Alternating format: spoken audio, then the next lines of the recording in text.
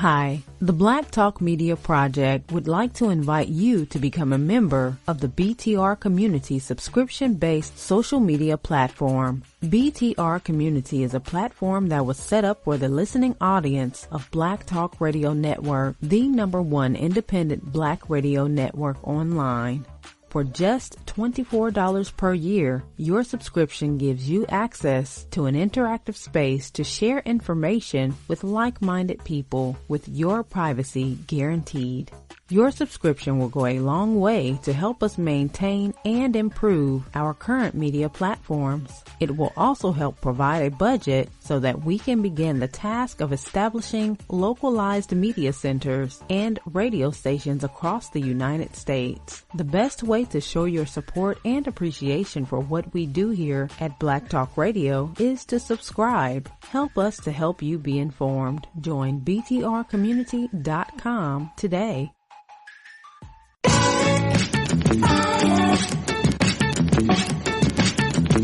The views and opinions expressed by callers, guests, and hosts do not necessarily reflect those of the Black Talk Radio Network and Black Talk Media Project. Black Talk Radio is new black media for the new millennium.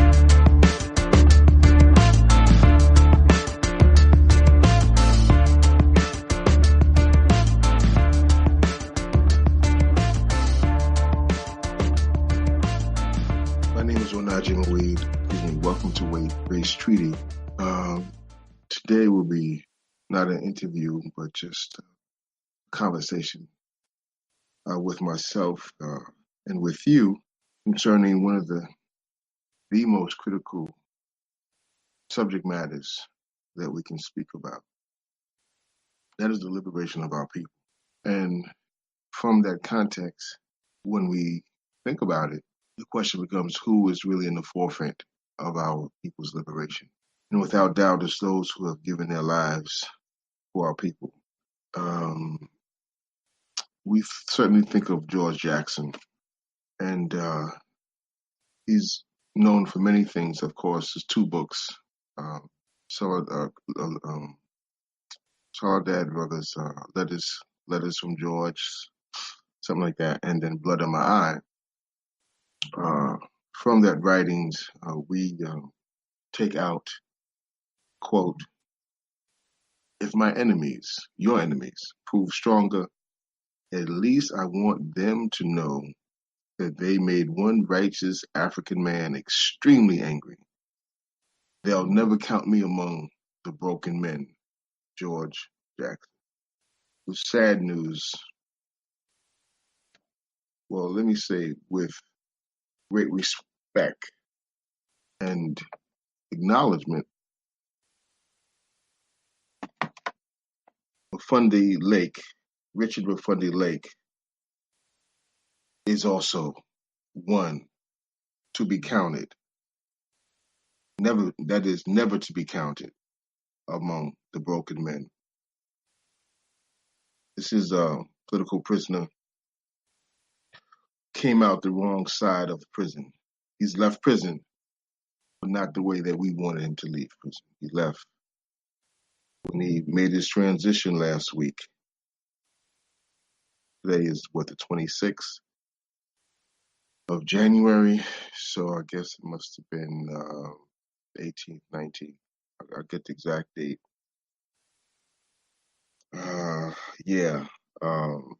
Close friend of mine. And as we speak to the heroic life of this brother, first thing is to send condolences out to Weyni, his wife, and their family, their children, and their families, extended family. We send our deepest condolences. And I know he would want me to say, okay, well, get the rest of us out. If you didn't get me out the front door, let's get out Romaine Chip Ferguson, Ensign 69, Rochelle Sinke Maki, Ensign 71, Jalil Mutakim, Ensign 71, Ed Poindexter, Ensign 71, Russell Maroon Schultz, Ensign 72, Muhammad Fred Burton, Ensign 1970, Sundiata Akoli, Ensign 73, Herman Bell, down since 73, Reverend Joy Powell, down since 2006, Marassa Bowles, down since 73, Hanif Shabazz Bey, down since 73, Robert Seth Hayes, down since 73, Joseph Jojo Bowen, down since 73,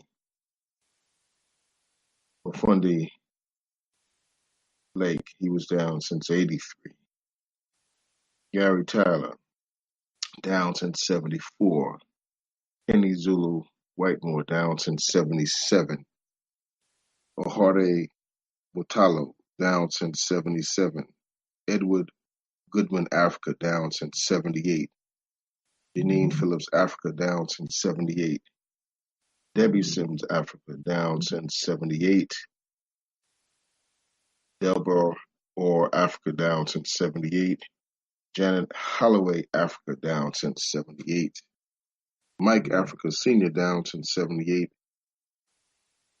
Chuck Africa down since 78, Kojo Omani Sabahu down since 81, Umia Abu Jamar down since 82, Greg Milton down since 95, Dr. Matul Shakur down since 1986, Ramani Shakur down since 1993, Maureen Kabir down since 95, Jamil Abdullah Al-Amin down since 2002, Kamal Fred Hilton down since 2002, Abdul Aziz down since 73. We have Patrice Lumumba Ford down since 2002, Ronald Reed down since 2005, Amina Farah Ali down since 2011, Awad Muhammad Hassan down since 2011, Clifford Lumumba Fuchs down since 73. We also know that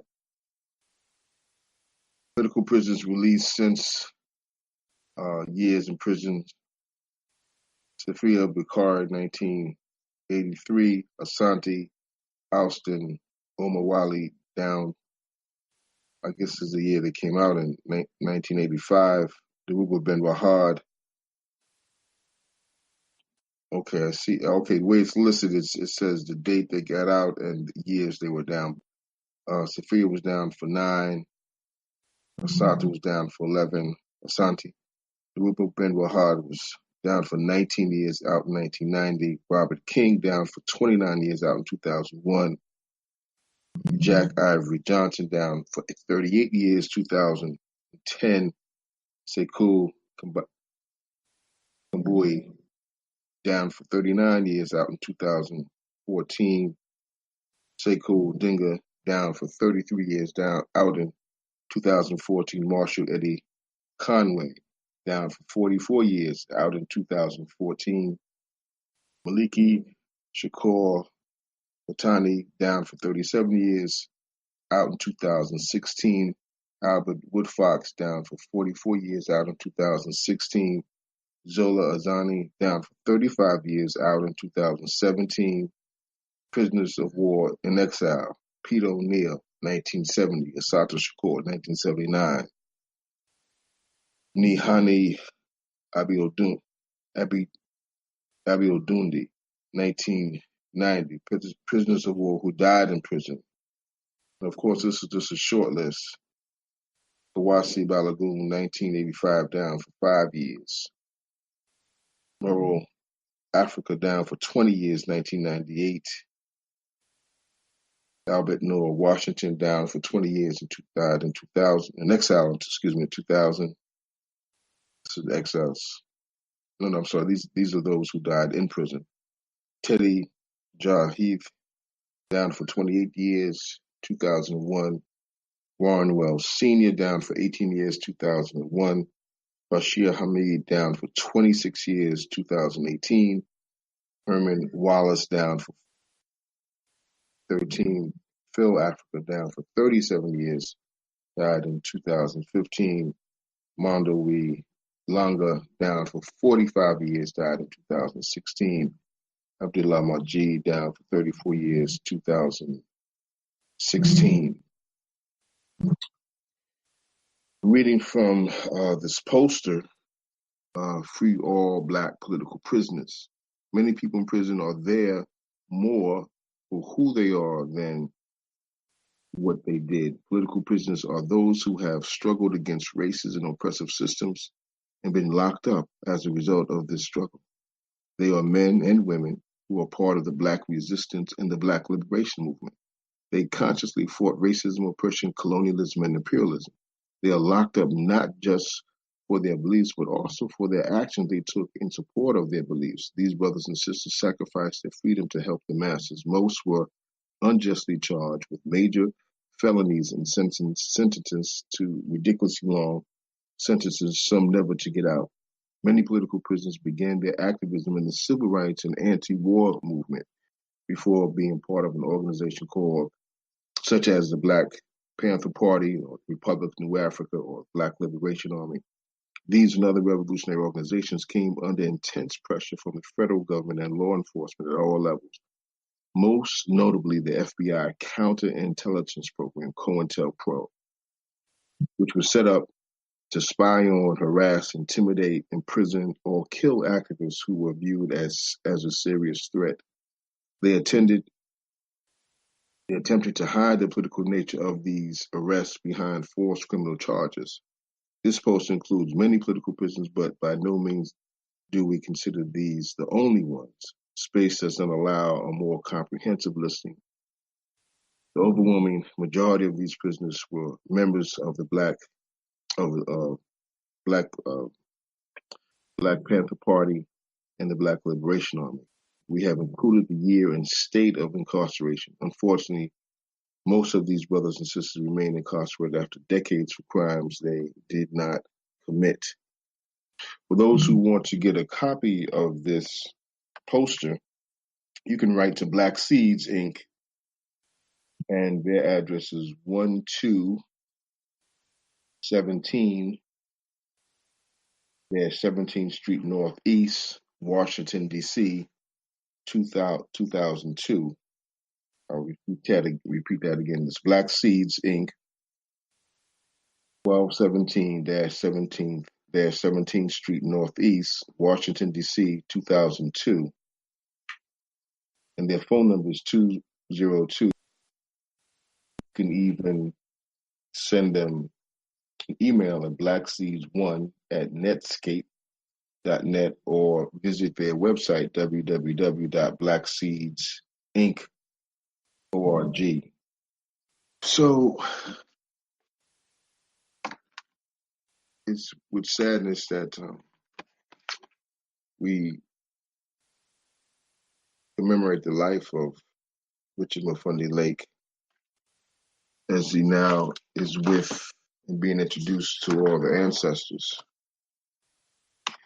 And going through my folder, and if you was in communication with Mafundi, you need the folder, because I don't know how he did it, but he gave me more information than I gave him. I mean, the brother was like a librarian, you know. He would send me articles like on a routine basis. Here's one article: 17-year-olds beating racist question of racial motivation. Mother, son's attack, which she says was spurred by his support of police, should be prosecuted as a hate crime. This articles talk about a double standard. Here's an article: when Black female West Point seniors put their own spin on the traditional graduation photo, it caused controversy. The photo, shared widely on social media, was interpreted by some to be a political statement and a potential violation of Defense Department rules concerning political activities while in uniform. So, like George, Mafundi was a brother who maintained his manhood under the harshest conditions, when those of us in minimal security couldn't put a big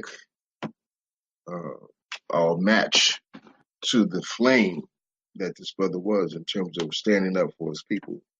I remember that he used to run a Black history program in prison, but because it became so popular and people were listening to him, they had to cut off the avenue that would give them the political education to develop the political consciousness and therefore affect those they were in contact with, those who were down and those who were out here in minimum security. And to the warden, but it wasn't reversed. He was a brother who constantly, I don't even know how, was able to assemble a library in his own cell in terms of books and videos, and he just never gave up in terms of his people, and he never backed off from his position. When you saw him one way, you saw him the same way every single time. It was the same man, not biting his tongue, not betraying his people, not forfeiting the struggle for liberation of our people. Brother Mafundi was an incredible human being that even with oncoming medical conditions, it was like, well, okay, so next. He would just keep walking, you know. He had some medical complications, but none that we thought were death threatening. I haven't spoken to his wife a few days now. They were going to conduct an autopsy, so I don't have those results. And at whatever time she may be willing and able to, be on an interview to talk about her husband, that will be welcomed. But right now, we'll just send out prayers. Remember Brother Mafundi and all those other brothers I mentioned and sisters, either those who are still incarcerated, wrongly so, those who are prisoners of war and exile, and certainly those who have already made their transitions while being a captive in the prison, the mass prison industrial complex. So we know that the complex is there not only to retard and retain, but we know it's there to exploit.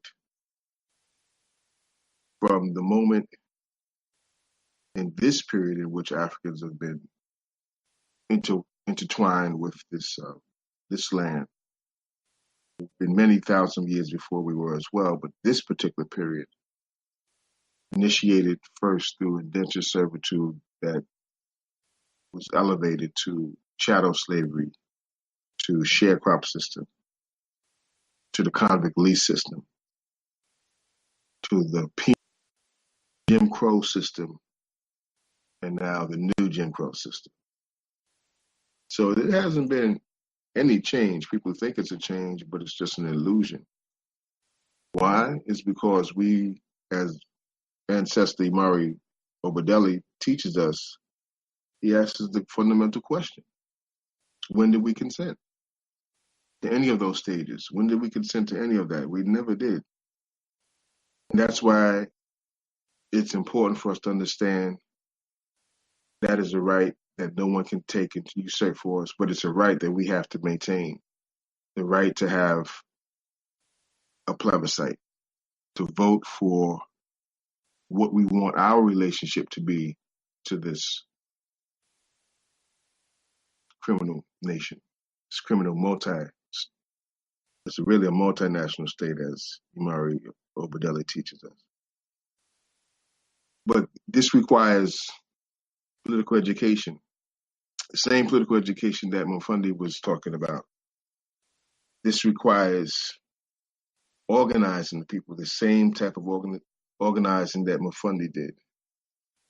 This requires sustained movement to build our strength and to build our numbers that Brother Mafundi constantly engaged in. So we can look at him as an example of what is to be done. And if we follow his lead, we will get to where we need to be. Not only freedom in terms of the hereafter and the spirit world, but freedom right here on this planet. Malcolm X Al-Hajj said it very clearly. We demand our human rights. I'm a man that demand my human rights that I intend to bring into fruition by any means necessary. We are saddened, truly saddened by the loss, the transition of this brother, because we wanted him to walk out the front door where he should have been never arrested, let alone tried and convicted and falsely imprisoned. But we didn't enjoy that. And we won't enjoy that until we become a free people with full human rights, with the right of self-determination, with the right of development, and the right of self-defense. That's what our struggle has always wanted, and that's what it will always want on the inside, consciously or spirit of freedom that all humans feel inside, deep inside. Even if they can't articulate it, they feel it. They know it's there. And they know when they've been wrong.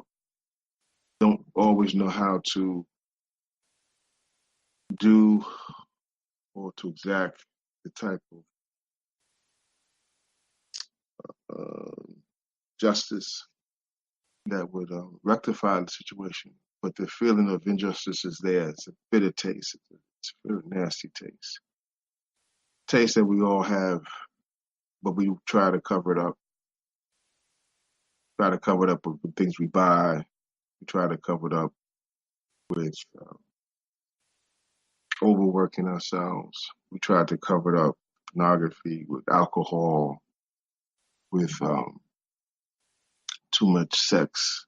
We try to cover it up, that bitterness, any way we can because it's so distasteful. But we have to face that reality. And as Mafundi did, and when we face it, it brings out the best in us. So this is Onaje, where you listen to Race Treaty, doing a very informal tribute to my beloved friend and teacher, Mafundi Lake.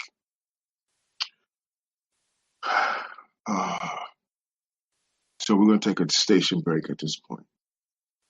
10, 9, 8, 7, 6, 5, 4, 3, 2, 1.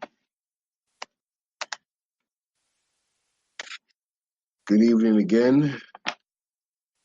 Or I might say good morning, because that's when this is being taped in the morning. But if you're hearing it, it'll be in the evening. We come to you every Friday, for the most part. That is 9 p.m. Eastern Standard Time. And this program is dedicated to Mafundi Lake, a brother who dedicated his life to our people and to our liberation, and as a result of that, was falsely accused and captured. Escaped once or twice, I think. I know at least once, and was recaptured, neutralized him to retard our struggle for liberation and to remove from public sight the man with his conscience and with his dedication so that he couldn't influence others around him. I'm not sure how many years he was in solitary confinement out of the third. He was down for 34, 35 years. Not sure how many of that time he was in solitary confinement, but I'm sure he had, a running tab on that one. Why? Because he refused to submit. Early in the program, I had given you a quote, famous quote from Ancestor Revolutionary George Jackson. If my enemies, your enemies, prove stronger, at least I want them to know that they made one righteous African man extremely angry.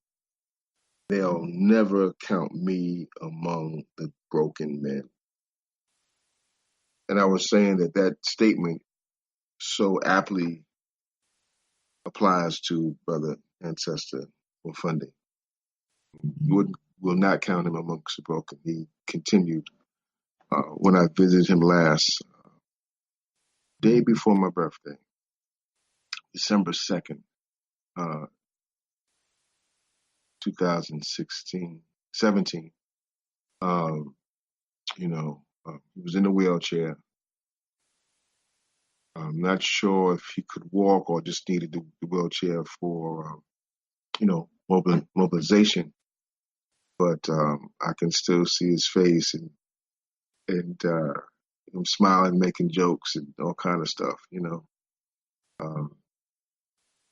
My relationship with the family is quite astounding in that when I went to see him about 2 years ago,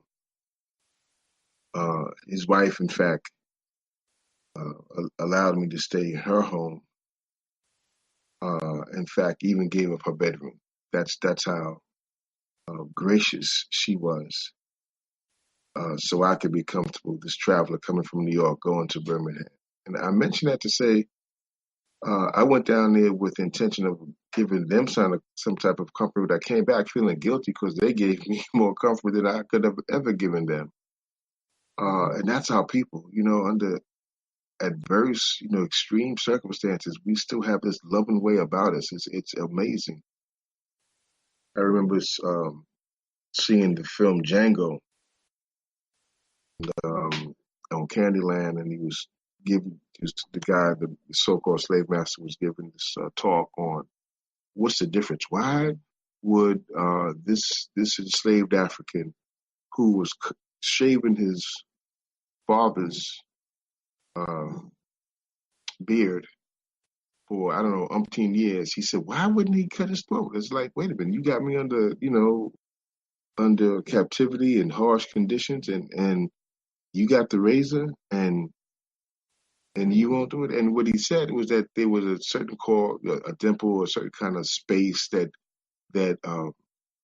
alluded to the fact that we have this compassion, this exceeding amount of compassion, more so than anyone else. And yeah, it just may be true. I mean, of course, we can say sometimes it doesn't seem that way, particularly how we act towards one another, but that's more a question of the oppression we've experienced, internalized, and replicated. But it is something to look into. Is it?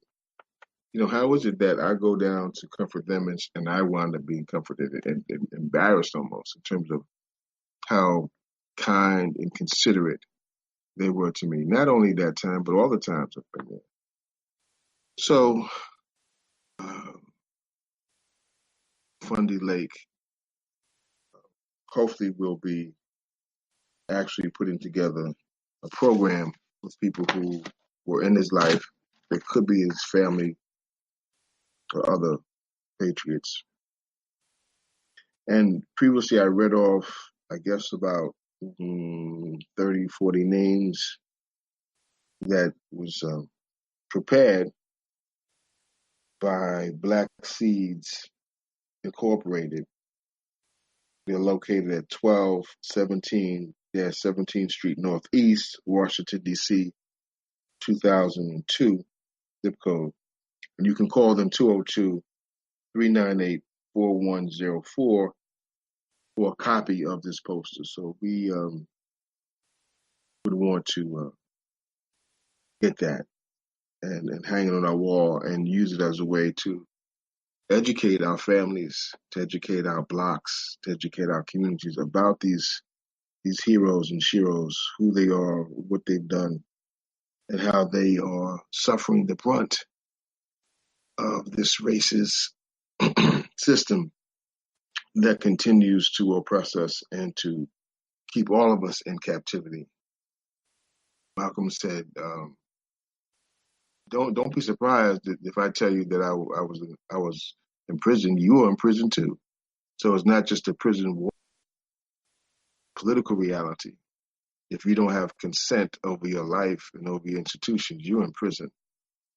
It may appear to be comfortable because you have food and you have heat, and as I do, but I'm not. I don't have a delusion about it. Our people are not free. And yes, I want everyone to have a house and have heat and food. But I also want our people to have freedom. There was a proposal I was reading in terms of teaching Black children, and it said alive and free. And that's what we want to be. We want to be alive. You know, we want our children to be alive, and we want them to be free. Very, very poignant. Alive and free. What do we want for our children? What do the children want for themselves? They want to be alive, and they want to be free. And the life, everything begins with life. So we can see why that would be first, and we'd see why it would be so in the case of Black children, certainly young Black boys. Yeah, but as a people, we want to be alive.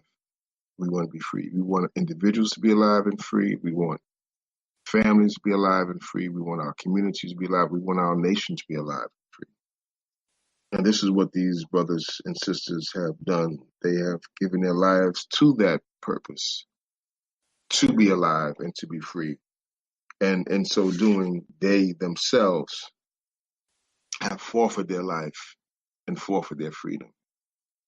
And we cannot allow them to languish in these prison jails throughout the country. So for the next few programs, we hope to bring onto Race Treaty those organizations like Jericho Movement, Aging People in Prison. Bring on those individuals and organizations that are doing the work that's in constant contact with our political brothers and sisters and doing everything they can for their release. And we know that there have been so many cases where DNA have found people innocent of charges that the courts knew they were innocent of in the beginning, but they couldn't keep up the lie in face of the evidence. So we have to continue to mount a campaign to free our political prisoners. And let's be clear, when we do these things, we're not doing it for them. We're doing it for ourselves. We're doing it for the people we choose to be, who they have chosen to be. So these are not acts of altruition. This is not acts of charity. You know, this is our duty to be a human being to those human beings who who sought to be human beings for our freedom, for our life, and for our freedom. Brother Mafundi, may you be welcomed amongst the ranks of the ancestors. May you find comfort and may you return with Garvey in the whirlwind. Garvey said, "Look for me in the whirlwind."